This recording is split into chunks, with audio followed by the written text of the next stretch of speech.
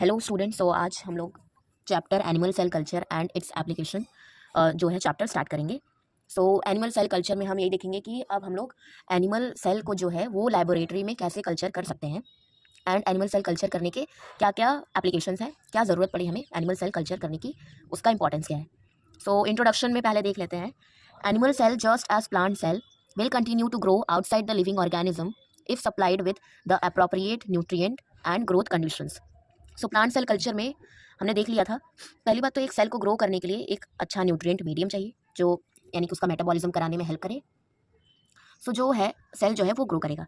तो जैसा कि हमने प्लांट सेल को न्यूट्रिएंट दिया था तो वो किसी में भी डिफ्रेंशिएट होकर ग्रो कर रहा था, वैसे ही एनिमल सेल में भी वो ग्रो करेगा outside the body if we provide it appropriate nutrient. Now the process of growing cells under laboratory conditions is called cell culture. तो इसी को सेल कल्चर बोलते हैं। It is carried out in vitro within class as opposed to in vivo within the living organism. So in vitro मतलब बाहर, laboratory में काम करने को हम इन विट्रो बोलते हैं एंड इन विवो हम लोग जो वर्ड है तब यूज़ करते हैं जब वो ऑर्गेनिज्म के अंदर हो रहा हो। सी सेल कल्चर में जो सेल है वो डिवाइड ही तो करता है, तो नॉर्मल लिविंग बीइंग में तो सेल डिवाइड ही तो करता है। तो अगर वो बॉडी के अंदर हो रहा है तो इन विवो और बाहर हम कर रहे हैं उसको तो in vitro. The advantage and limitations of animal cell culture are given in table 1. So advantage and disadvantage of plant cell culture animal cell culture, ये जो डिफरेंस दिया है इसको भी अच्छे से लर्न कर लेना है, टेबल के फॉर्म में है। सो एडवांटेजेस में देखो, पहला है होमोजीनियस जेनेटिक पॉपुलेशन। मतलब जो हम लोग एनिमल सेल कल्चर करेंगे, एनिमल सेल को कल्चर करेंगे वो होमोजीनियस जेनेटिक पॉपुलेशन होगी उसकी, यानी कि जेनेटिक मटीरियल जो है वो उसमें कोई वेरिएशन नहीं होगा, सेम होगा। देन नेक्स्ट जो है वो है कंट्रोल्ड फिजियोकेमिकल एनवायरनमेंट। जैसा कि हम उसको लैब में प्रिपेयर कर रहे हैं तो हमारा मर्जी का जो है जो भी इन्वायरमेंट और हम लोग उसको कल्चर मीडियम देंगे वो उसी में ग्रो करेगा, तो कंट्रोल्ड होता है वो हम उसको जैसा चाहे वैसा हम लोग उसको इन्वायरमेंट देकर तो उसका फिजिकल और केमिकल इन्वायरमेंट जो है उसको कंट्रोल कर सकते हैं। Easy to add genes transfection और रेगुलेट प्रोटीन लेवल RNAi। ये वाली तो टेक्निक जो है ये RNA इंटरफेरेंस यानी कि protein level. And animal cell culture में एनिमल सेल में जो जीन इंट्रोड्यूस कराना जो होता है वो इजी होता है। Then available in adequate number to chemical study. तो जो कल्चर बनता है वो अच्छे अमाउंट में बन जाता है, अगर हमें एनिमल सेल पे कोई केमिकल स्टडी करनी है तो हम उसको यूज़ कर सकते हैं। Then easy production of biopharmaceuticals. Animal cell culture का हम लोग यूज़ कर जो प्रोडक्शन है ऑफ बायोफार्मास्यूटिकल्स वो ईजी होता है। Then no ethical clearance required. जैसे कि अगर हम लोग किसी होल बॉडी पे अगर एक्सपेरिमेंट करें, जैसे ह्यूमन या फिर किसी एनिमल पे, तो हमें जो है एथिकल जो वो लेना होता है, क्योंकि एथिकल इश्यूज जो है वो बन सकते हैं कि कैसे तुमने एक लिविंग ऑर्गेनिज्म को मार दिया, एक्सपेरिमेंट कैसे कर सकते हो तुम उसके ऊपर, तो ये एथिकल जो इश्यूज आ जाते हैं। तो एनिमल सेल कल्चर पे अब सेल पे कर रहे हैं हम ये, तो कहाँ से, तो no ethical clearance required. Then cost effective screening ऐसे, सो कम कॉस्ट में ही हम लोग स्क्रीनिंग कर सकते हैं किसी भी डिसीजेस का या फिर जो भी अगर कोई प्रॉब्लम है तो। देन डिसएडवांटेजेस में क्या आता है कि small size high sensitive technique to detect changes. तो जो एनिमल सेल कल्चर है वो जो उसका जो कल्चर का जो साइज़ होता है ना वो बहुत स्मॉल होता है, तो हमें बहुत हाई सेंसिटिव यानी कि जो बहुत ही अच्छी सेंस कर ले उन टेक्निक्स का यूज़ करते हैं to detect any changes in the cell culture. Scale up is challenging then may not represent in vivo phenotype and genotype. तो scale up is challenging means जो अगर हम लोग प्लांट सेल कल्चर का volume जो है उसको बढ़ाना चाहें तो ये बहुत चैलेंजिंग होता है, क्योंकि एनिमल सेल कल्चर में बहुत ही कंट्रोल्ड वो किया जाता है, तो मतलब एनिमल सेल कल्चर करना इतना आसान नहीं होता than the microbial cell culture and plant cell culture, बहुत ही रेगुलेटेड रहना पड़ता है इसमें। So scale up is challenging and जो इन विवो में जैसे जो उसका फिनोटाइप और जीनोटाइप है वो हो सकता है कि इन विट्रो में वैसा ना हो, मतलब कुछ चेंजेस आ सकते हैं इन विट्रो लैबोरेटरी में उसको कल्चर करने में, जैसा नॉर्मल बॉडी के अंदर होता है उसमें, मतलब इन विट्रो जैसे लैब में कुछ चेंजेस आ सकते हैं, बॉडी में जैसा होता है वैसा नहीं होगा। मे बी फिनोटाइप मतलब फिजिकल अपीयरेंस में एंड जीनोटाइप में कुछ चेंजेस आ जाए। तो ये हो गए advantage and disadvantage of animal cell culture. Further, a homogeneous population of cell derived from a single parental cell is called clone. तो क्लोन क्या होता है, ये है definition. Therefore all cells within a clonal population are genetically identical. The growth rate of animal cell is relatively slow and usually require 18 to 24 hours to divide. तो जैसा कि एक पैरेंटल सेल लेते हैं एंड उससे हम लोग further division करवाकर अपना जो पॉपुलेशन है एनिमल सेल कल्चर करते हैं, तो जो क्लोनल पॉपुलेशन है वो जेनेटिकली आइडेंटिकल होंगे।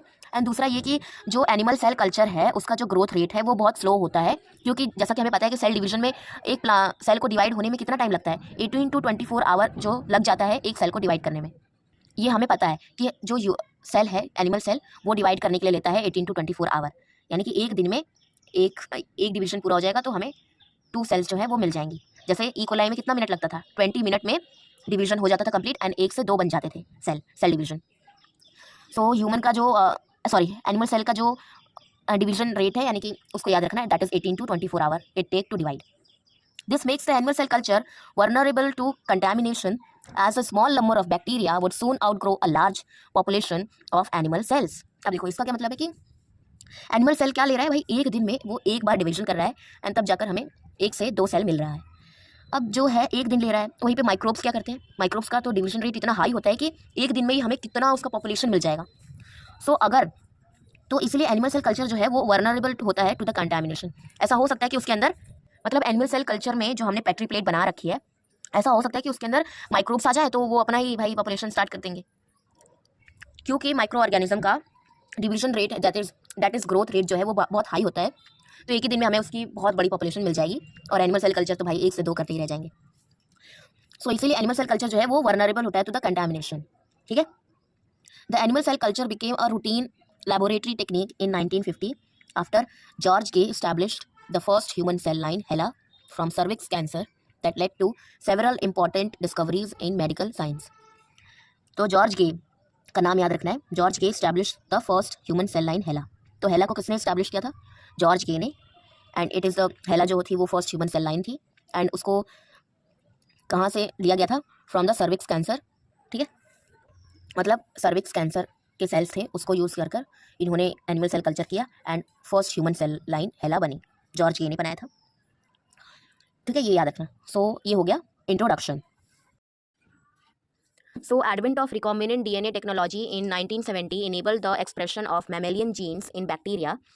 तो आरएनए आरडीटी हमने पढ़ा है, उसमें जब वो 1970 में आ गया तो हम लोग जो मैमेलियन के जो जीन्स हैं जैसे ह्यूमन और एनिमल्स, इनके जो जीन्स है वो एक्सप्रेस करा पा रहे थे बैक्टीरिया में। However soon it was realised that large protein और glycoprotein of therapeutic value could not be produced in bacteria. अब कुछ जो प्रोटीन्स थे, जैसे कुछ लार्ज प्रोटीन और ग्लाइकोप्रोटीन, जो उनके जीन्स थे वो बैक्टीरिया में प्रोटीन नहीं बना पा रहे थे।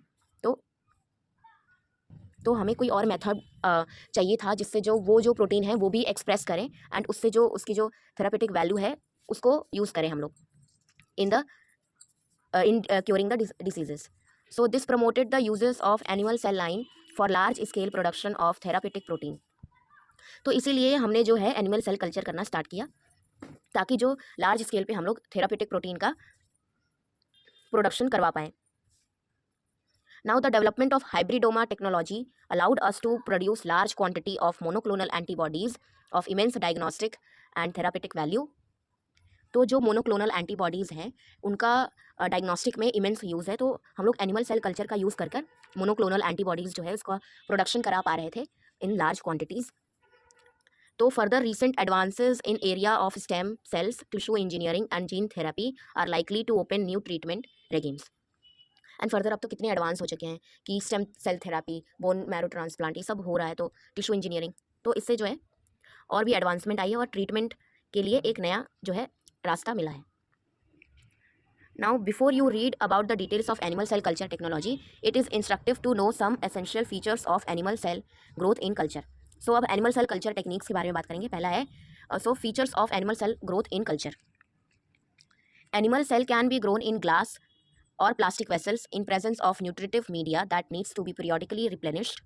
However, depending on tissue they have been isolated from, they can be grown only for limited generation even in best nutritive media। तो जो एनिमल सेल है उसको हम लोग ग्रो करा सकते हैं in the glass and plastic vessel, जैसे नॉर्मल बॉटल्स में। जैसे अभी जो है ना ये जो टॉपिक है ओवर हो जाने, तो देन वो जो कल्चर वेसल्स हैं जिसमें हम लोग प्लांट सेल कल्चरिंग करते हैं वो पिक्चर मैं आप लोगों को दिखाऊंगी। सो इसको एनिमल सेल को हम ग्रो कर सकते हैं in the glass and plastic vessel in the presence of nutritive media. Nutritive media तो इंपॉर्टेंट है इन द सेल कल्चर, तो ऐसे ही एनिमल सेल को भी हम लोग न्यूट्रिटिव मीडिया प्रोवाइड करेंगे। तो दूसरा जो फीचर मतलब depending on the tissue they have been isolated, यानी कि कौन से टिश्यू से हमने उस सेल को निकाला है उस पर, तो वो कुछ लिमिटेड जनरेशन्स तक ही ग्रो की जा सकती हैं, मतलब कल्चर की जा सकती हैं। जैसे माइक्रोबियल सेल कल्चर में तो हम लोग 3 टाइप्स ऑफ सेल कल्चर कर सकते थे, मीन्स लार्ज टाइम तक, यानी कि ईयर्स तक हम लोग कल्चर कर सकते थे, जैसे कॉन्टिन्यूअस कल्चर में एक पढ़ा था हमने। लेकिन एनिमल सेल कल्चर में ऐसा नहीं होता। पीरियोडिकली जो है उसका न्यूट्रिटिव मीडिया जो है उसको चेंज करना पड़ता है, एंड कुछ लिमिटेशन तक ही ग्रोथ जो है हमें मिलती है, एंड उसके बाद जो है ग्रोथ नहीं हो पाएगी, एंड उसके अंदर कुछ ऑल्टरेशंस आ जाएंगी अगर अच्छे से ध्यान नहीं रखा गया तो लिमिटेड जनरेशन्स तक ही जो है उसको ग्रो कर सकते हैं एनिमल सेल कल्चर को। There is immortality associated with all normal animal cell, यानी कि एनिमल सेल में कुछ लाइफ होती है हर एक सेल की, और उसके बाद वो मर जाते हैं। तो ऐसे ही another important feature of animal cell is that they divide and fill the surface of culture vessel and then stop growing. So ये जो दूसरा इंपॉर्टेंट फीचर है एनिमल सेल का कि that they divide and fill the surface of culture vessel and then stop growing. So देखो animal cell के पास एक feature होता है कि वो कॉन्टैक्ट इनहिबिशन शो करता है, मतलब जब तक उसको लगेगा नहीं कि जो उसके बगल में सेल है, यानी कि जो स्पेस है पूरा वो पूरा फिल हो चुका है, तब तक वो डिवाइड करता रहेगा, एंड जैसे ही लगेगा कि जो स्पेस है पूरा वो फिल हो चुका है तो वो डिवाइड करना बंद कर देगा। हाँ, और वो जो एनिमल सेल है ना वो एक लाइन से ग्रो करते हैं, मतलब ऐसा नहीं कि एक के ऊपर ऐसा नहीं, एक सरफेस होगा, एक क्लियर सरफेस, तो उसको पूरा कवर करेंगे वो पूरा एक प्लेन बनाकर, एक के ऊपर एक ग्रो नहीं करते। वो प्रॉपर्टी कैंसर सेल्स शो करती हैं। सो नॉर्मल ग्रोइंग सेल के पास कॉन्टैक्ट इनिबिशन वाली प्रॉपर्टी होती है और वो मोर्टैलिटी होती है। ये 2 इंपॉर्टेंट फीचर हमने पढ़ लिया अभी तक। Relate this to what happens in animal body. The infant animal grows only to adulthood and not any further. Cells comprising tissues and organs such as liver grow only to a certain size after which they cease to grow. मतलब हर एक, जैसे animal अपने आप को ही अगर हम लोग देखें तो ऐसा नहीं है कि जो हमारा जो बॉडी है वो बढ़ते जा रहा है, कुछ लिमिटेड टाइम तक ही ग्रोथ करेगा एंड देन रुक जाएगा। वैसे जो ऑर्गन्स की जो ग्रोथ है वो भी, जैसे हैंड को देखो, हैंड तो सेम ही होता है, ऐसा नहीं कि बढ़ते जा रहा है। कुछ ऑर्गन्स होते हैं जो लाइफ टाइम बढ़ते हैं, बट ज़्यादातर जो है ग्रोथ नहीं होती एंड रुक जाती है। This phenomena which occurs in normal body is observe also in cell culture and is termed as contact inhibition. Okay, this means that when cell grow and reach the walls of container, that is reach confluency, they stop growing further. जो animal cell को हम लोग culture कर रहे हैं जिस vessel में, culture vessel में, तो अगर वो सरफेस को टच कर लेगी, मतलब जो वॉल्स हैं कंटेनर के उसको टच कर लेगी, तो वो अपना जो ग्रोथ है वो रोक देगी। देन ये देखो, ये सब जो फीचर्स है ना, एक तरह, मतलब 3 फीचर्स अभी तक हमने नहीं, 2 ही फीचर्स पढ़े हैं, एक कॉन्टैक्ट इनिबिशन और मोर्टैलिटी वाला। Another important feature of cell growth in culture is that their environment is different from that in vivo. These differences affect the adherence of cell to culture vessel, their shape and rate of proliferation. तो ये बोल रहे हैं कि जैसे normally body in vivo जो cell normally divide करती है, तो एक्सटर्नल एनवायरनमेंट में वो जो प्रॉपर्टी है कुछ प्रॉपर्टीज़ नहीं शो कर पाती। जैसे यहाँ पे कुछ डिफरेंसेस अप्रोच हो जाते हैं इन विट्रो में, जब हम लोग लैब में कल्चर करते हैं तो उसमें क्या होता है, affect the adherence of the cell to culture vessel. जैसे आपस में जो सेल चिपके रहते हैं ना, अडेयरेंस की प्रॉपर्टी में थोड़ा डिफरेंस आ सकता है, उनका शेप जो है वो चेंज हो सकता है, एंड रेट ऑफ प्रोलिफरेशन, यानी कि कितना टाइम ले रही है वो डिवाइड करने में, 1 से 2 होने में, ये सब जो चेंज हो सकते हैं, डिफरेंस आ सकता है। It is of interest to know that in culture cancer cell appear very different from normal cell. तो कैंसर सेल की प्रॉपर्टी हमें पता ही है, cancer cell loses contact inhibition and pile on each other due to uncontrolled growth and among other features appear more rounded in shape. So normal cell और cancer cell के जो differences है वो आ सकते हैं। So normal cell contact inhibition show करता है, कैंसर सेल नहीं करता है।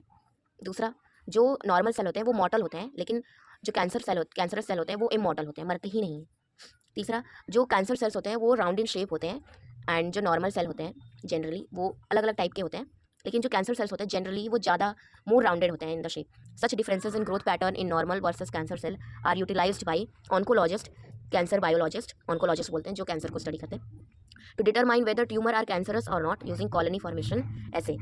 सो ये जो नॉर्मल सेल की जो प्रॉपर्टी है एंड कैंसर सेल की जो प्रॉपर्टी है, इसको यूज़ करते हैं डॉक्टर, दैट इज़ ऑन्कोलॉजिस्ट, ये डिटरमाइन करने के लिए कि उस पर्सन को ट्यूमर है या नहीं है। तो क्या यूज़ करते हैं उसके लिए, कॉलोनी फॉर्मेशन ऐसे। तो कुछ जहाँ पे डिटेक्ट करना है कि कैंसर है कि नहीं, वहाँ से कुछ सेल्स लेंगे, उसको कल्चर मीडिया में ग्रो कराएंगे, एंड अगर उसने प्रॉपर्टी शो की कैंसर वाली तो कैंसर है, नहीं शो की नॉर्मल सेल की शो की तो कैंसर नहीं है। अगर कैंसर होगा तो क्या शो करेगा, कॉन्टैक्ट इनिबिशन नहीं शो करेगा, एक के ऊपर एक जो है पाइल की तरह, यानी कि एक हीप बना देगा, pile on each other due to uncontrolled growth. हाँ, ये कैंसर सेल की प्रॉपर्टी होती है, एक के ऊपर एक ऐसे जो है ये ग्रोथ दिखाते रहते हैं और अनकंट्रोल्ड डिवीजन होता है। वहीं पे जो नॉर्मल सेल है, जब वॉल्स ऑफ द कंटेनर तक रीच हो जाएगी, जब पहुंच जाएगी, तो वो अपना जो ग्रोथ है वो रोक देगी एंड वो हीप यानी कि पाइल नहीं बनाती है, एक पूरा सरफेस जो है पूरा कवर करती है एंड देन रुक जाती है।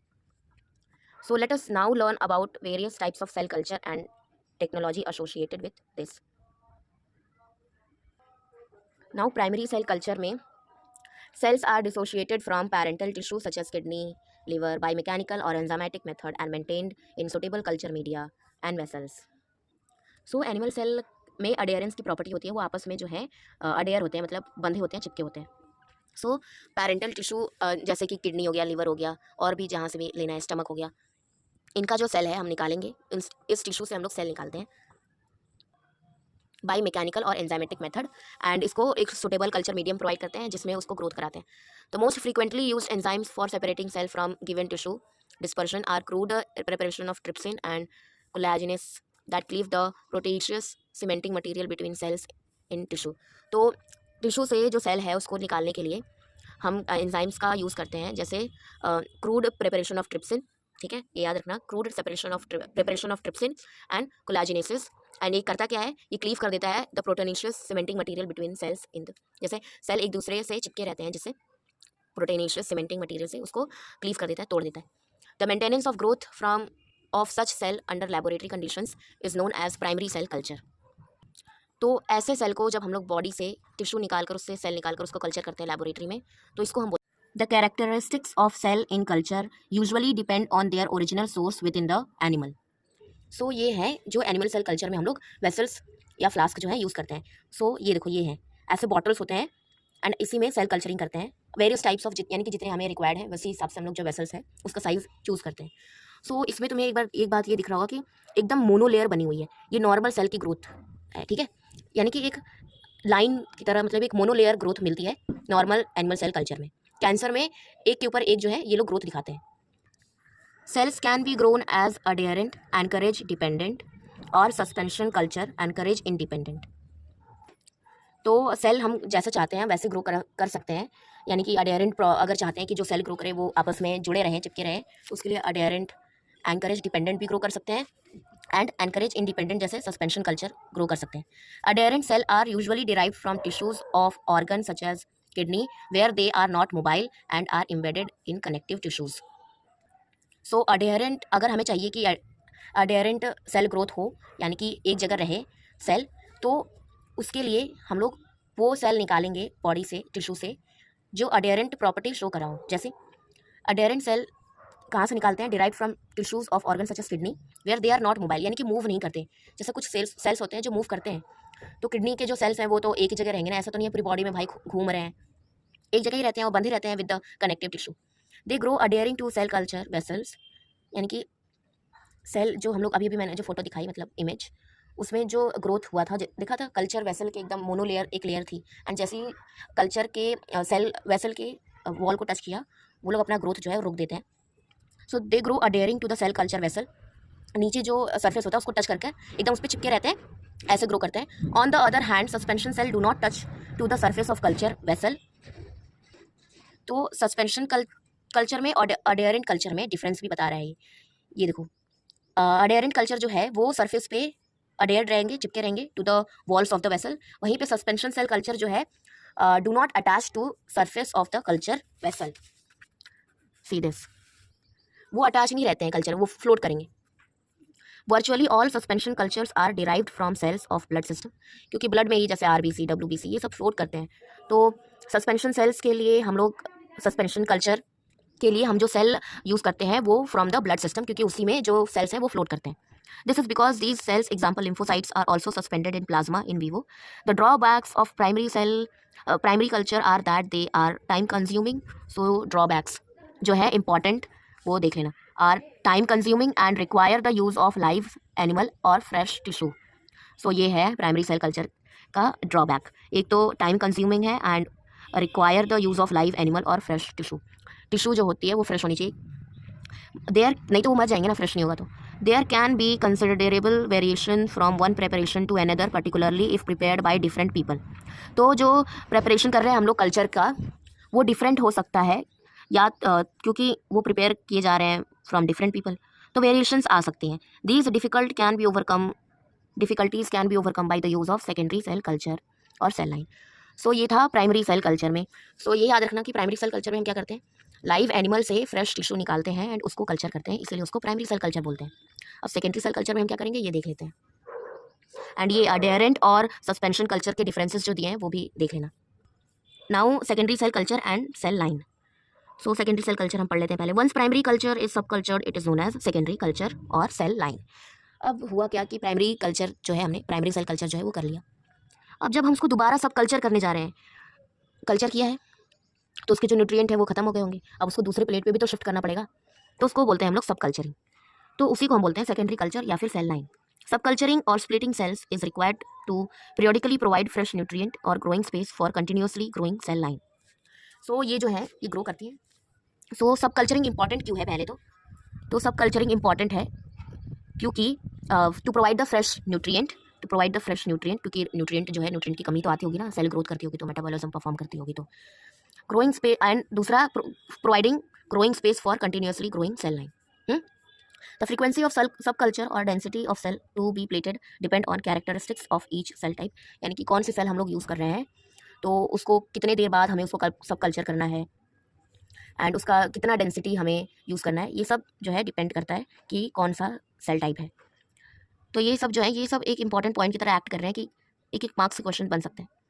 If cell are split too frequently और at too low density the line may be lost, यानी कि the cell are split too frequently, मतलब जो सब कल्चरिंग कर रहे हैं हम लोग वो देख कर नहीं, और मतलब तुरंत बहुत जल्दी जल्दी कर दे रहे हैं, और जो कल्चरिंग करने के लिए वो जो डेंसिटी ऑफ सेल ले रहे हैं, यानी कि जो हम लोग स्क्रैप कर कर अपने मीडियम से निकाल रहे हैं, जैसे कल्चर से हमने जो सेल है वो निकाली है स्क्रैप कर कर, वो उसका जो डेंसिटी है वो कम ले रहे हैं, तो सेल लाइन जो है वो मर सकती है, इसीलिए लिखा है too low density the line may be loss, खत्म हो सकती है, मतलब over animal cell culture.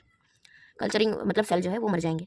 If cell are not split frequently enough the cell may exhaust the medium and die. तो अगर देखो क्वेश्चन बन सकता है कि क्या होगा अगर सेल को स्प्लिट किया टू फ्रिक्वेंटली एंड अगर डेंसिटी जो है बहुत लो ली, एंड तब क्या होगा जब हमने स्प्लिट नहीं किया फ्रिक्वेंटली सेल को, यानी कि सब कल्चर नहीं किया फ्रिक्वेंटली एंड सेल जो, तब क्या होगा, तो जब हमने सब कल्चरिंग बहुत देर बाद की तो the cell may exhaust the medium, यानी कि मीडियम में जो न्यूट्रिएंट प्रेजेंट है वो खत्म हो जाएंगे एंड जो तब भी जो है हमारा जो सेल है वो मर जाएगा। तो इन दोनों से ही हमारा नुकसान है, ठीक है। सो सब culturing involves removing the growth media. तो सब कल्चरिंग जो है हमें देख कर, यानी कि पूरा एकदम प्रॉपर मेंटेनेंस होना चाहिए एनिमल सेल कल्चर में, ठीक है। सो सब कल्चरिंग में हम करते क्या है, पहला रिमूविंग द ग्रोथ मीडियम को एक नया, मतलब एनिमल सेल को हम नया ग्रोथ मीडिया प्रोवाइड करते हैं। वॉशिंग द प्लेट, यानी कि पुराने वाले ग्रोथ मीडिया को हटा देते हैं एंड वॉशिंग द प्लेट, उसको प्लेट जो है जो हमने यूज़ किया कल्चरिंग के लिए, जैसे मैंने इमेज में दिखाया था उसमें, उसको वॉश करते हैं। डिसोशिएटिंग द अडेयर्ड सेल, अब जो अडेयर्ड सेल है यानी कि सेल से वेसल से जो चिपकी हुई सेल है कल्चर है उसको डिसोशिएट करते हैं, निकालते हैं, यूजुअली एंजाइमेटिकली, मतलब एंजाइम्स का यूज़ करके, एग्जाम्पल ट्रिप्सिन जो हमने पढ़ा था पहले। Also some cells may be removed by repeated pipetting और जेंटल स्क्रैपिंग, जैसे मैंने बोला था ना कुछ फोर्सेप्ट, यानी कि कुछ इंस्ट्रूमेंट होते हैं स्क्रैप कर दो तो निकल आएंगे, या फिर रिपीटेड पाइपेटिंग में देखो इंस्ट्रूमेंट कैसा होता है पाइपेटिंग का। सो देखो ये होता है पाइपेट, लैबोरेटरी इंस्ट्रूमेंट, बायोटेक्नोलॉजी में जाओगे अगर तो देखोगे तो वही, जैसे तो इसको जब हम लोग सस्पेंशन यानी कि लिक्विड उठाना है, हमें कुछ भी सक करना है एंड इसकी जो क्वांटिटी रहता है ना माइक्रो लीटर्स में आती है, तो बहुत स्मॉल अमाउंट में भी हम लोग जो मेजर कर सकते हैं। सो इससे भी हम लोग जो है उठा सकते हैं अपने सेल को, तो ऐसे ही काम करते हैं। जैसे वो मेडिसिन खाई वो जो सिरप वाली आती है एंड देन उसको सक करते हैं उससे वो जो, तो वैसा ही होता है इसका भी फंक्शन, ठीक है। तो ये हो गया सेल को रिमूव कैसे कर सकते हैं हम, by pipetting and gentle scraping and diluting the cell suspension into fresh medium, and fresh medium में उसको आप रख देंगे। Rose and Jones were first to introduce proteolytic enzyme trypsin for the certain cell of these secondary cell culture can spontaneously become altered, transformed, and give rise to continuous cell line which show immortality as they can be grown indefinitely without dying in the culture। तो एक और आ गए scientist, तो रोज and Jones थे जिन्होंने first introduce किया था proteolytic enzyme trypsin को यूज़ करा था for the subculturing of adherent cell, and इसी को हम लोग सब सेकेंडरी कल्चर बोलते हैं, जो हमने पढ़ी रखा था सब कल्चर। प्राइमरी सेल कल्चर का सब कल्चरिंग करना इज़ द सेकेंडरी कल्चर। तो देखो इधर कभी कभी ना होता ये है कि समटाइम्स जो सेकेंडरी सेल कल्चर्स में जो सेल होते हैं वो ऑल्टर हो जाते हैं। ऑल्टर हो जाते हैं मतलब ट्रांसफॉर्मेशन हो जाता है, उनके अंदर कुछ म्यूटेशंस हो जाते हैं, तो जिसकी वजह से पता है वो गिव राइज करते हैं टू कंटिन्यूअस सेल लाइन। तो मतलब कंटिन्यूअस सेल लाइन शो कर राइज कर सकती हैं, जैसे मतलब अब वो बन गई हम कैंसरस हो गई, क्योंकि जो नॉर्मल सेल होती है वो फाइनाइट सेल लाइन देती है, लेकिन ऑल्टरेशन की वजह से ये कंटिन्यूअस सेल लाइन बनाने लग गई एंड वो शो करती है immortality.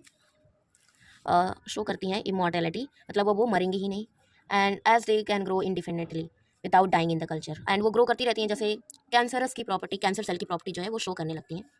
These cultures can contain mixed cell type and can consist predominantly of a single cell type। तो ये हो गए types of animal cell culture. इसमें प्राइमरी और सेकेंडरी में डिफरेंस देख लेना। वैसे क्लियर ही तो है, प्राइमरी में लाइव टिश्यूज चाहिए होती हैं and live organism, and secondary cell culture में हम लोग जब सब कल्चरिंग करते हैं प्राइमरी सेल कल्चर का, तो उसको हम लोग सेकेंडरी सेल कल्चर बोल देते हैं। एंड देन सब कल्चरिंग में क्या क्या मेथड्स, मतलब क्या क्या इन्वॉल्व होता है प्रोसेसेस सब कल्चरिंग में, ये सब देख लेना। एंड नेक्स्ट लेक्चर में हम types of cell line cover करेंगे topic. So thank you so much.